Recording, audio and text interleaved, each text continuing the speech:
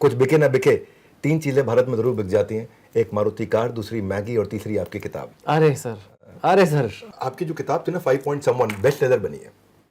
और कहते हैं किस्मत का ताला कभी पहली चाबी से नहीं खुलता। अलादीन का चिराग, वो कहते हैं कि अलादीन का चिराग नहीं, चप्पल घिसनी पड़ती है। सक्सेस को जाने वाली सड़क कहीं रिजेक्शन के मोड़ से गुजरनी पड़ती है। सर। तो क्या ये सच है कि पहली नॉवल के लिए लगभग आपको बहुत दिन तक पब्लिशर से खूब चक्कर काटने पड़े? मतलब पब्लिशिंग इंडस्ट्री का गढ़ दिल्ली है एक्चुअली, और उस टाइम पे दिल्ली में कम से कम 10-12 पब्लिशर होंगे, अब शायद थोड़े ज़्यादा, पता नहीं। मतलब उस टाइम मुझे ज़्यादा, जितने भी थे सबकी मैंने लिस्ट बनाई। और अगेन इंटरनेट तो था नहीं, तो ईमेल शायद थोड़ी बहुत स्टार्ट हुई थी जब मैंने बुक लिखी थी। This was like early 2000s। And सबके पास मैंने गया अपनी किताब लेके, और सबने एक एक करके रिजेक्ट किया, नहीं सर ये नहीं हो पाएगा, ये नहीं हो पाएगा। एक्चुअली उस टाइम पे लोग, वो अरुंधति रॉय की बुक आई थी 1997 में, God of small things, Vikram Seth थे, सलमान रश्दी थे, वो उस टाइप का राइटर सारे ढूंढ रहे थे। अब वो चेतन भगत की किताब जो ऐसे, मतलब प्रोफेसर की बेटी के साथ 3 इंजीनियरिंग कॉलेज के लड़के, एक का इश्क फरमा रहा है, मतलब ऐसे सुनने में लगता है ये क्या किताब है। अब ये क्या पता था कि वो किताब और उसकी जो फिल्म है वो इतिहास रचेगी। पर मतलब कोई छापना ही नहीं चाह रहा था, इतिहास रचना तो बहुत दूर की बात है।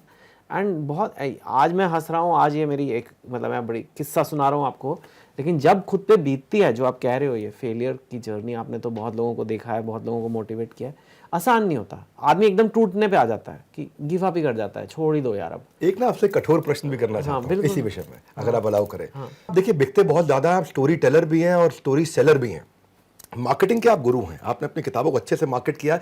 पर इस सबके बावजूद भारत में एक तबका है जो आपको कभी कभी, क्षमा चाहता हूँ, इंटेलेक्चुअल राइटर नहीं मानता। और वन इंडियन गर्ल के बारे में एक जर्नलिस्ट ने लिखा कि ये Rakhi Sawant of Indian literature है।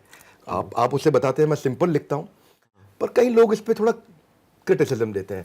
तो इंडिया में कहते हैं कि 2 प्रकार की इंग्लिश है, एक शशि थरूर वाली, एक चेतन भगत वाली है। हाँ, ये मैं नहीं बोला है, आपने बोला है। हाँ। तो अब इसमें मालगुडी डेज के जो लेजेंडरी राइटर थे आर.के. नारायणन, वो भी सिंपल लिखते हैं, पर उनको क्रिटिसिज्म नहीं झेलना पड़ा। तो आपको क्रिटिसिज्म क्यों झेलना पड़ा? एक दूसरा, चेतन भगत की राइटिंग में ऐसा क्या है कि चेतन का सी क्रिटिसिज्म को अट्रैक्ट कर गया? एक तो विवेक जी, आज मैं जिस स्टेज पे हूँ, अभी मैं 48 साल का हो गया हूँ, 10-15 साल पहले मेरे को फ़र्क भी पड़ता होगा। जो आपने एक पार्ट हिस्सा आपके सवाल का था कि क्या आपको उस तबके से अप्रूवल चाहिए, अब ज़िंदगी में हर कोई आपको नहीं पसंद करेगा, ठीक है।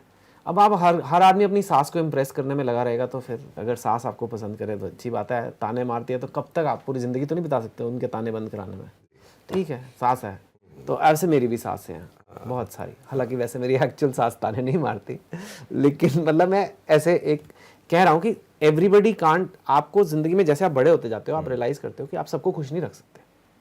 आप अपनी तरफ से एक अच्छे इंसान बन सकते हो, एक पॉजिटिव इंटेंशन से जा सकते हो। मुझे अपने देश के कोने कोने में पहुंचना है। मैंने बहुत पहले कहा था कि मैं चाहता हूं कि मेरी किताबें स्लम्स में, एक दिन स्लम्स में लोग इंग्लिश की किताबें पढ़ेंगे। क्या बात है। और सच में ऐसा हुआ। वीडियो है यूट्यूब पे, हमने अमेजोन, जब मेरी बुक आई थी अमेजोन के साथ हमने वीडियो बनाया था। मैंने कहा सबसे सारे पिन कोड दिखाओ मुझे जहाँ पे प्री ऑर्डर आए, और मेरे को सबसे ऐसे दिखाओ। कहते धारावी में आया, तो हमने कहा चलो जाएंगे। मैं खुद पर्सनली किताब देके आया। तो सो इट वॉज समथिंग।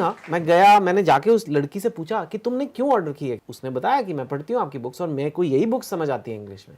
तो क्या उसको हक नहीं है कि उसके लिए भी कोई राइटर हो? उसका राइटर नहीं होना चाहिए? मैं इस तबके के लिए ही सब कुछ करते रहे, हम सब कुछ अपनी सासों के लिए ही करते रहे। और एक चीज़ बताऊंगा मैं, शायद इसमें आपके सक्सेस का भी ये रीज़न है, एक सबके लिए लेसन है लाइफ में, it is not that simple to be simple.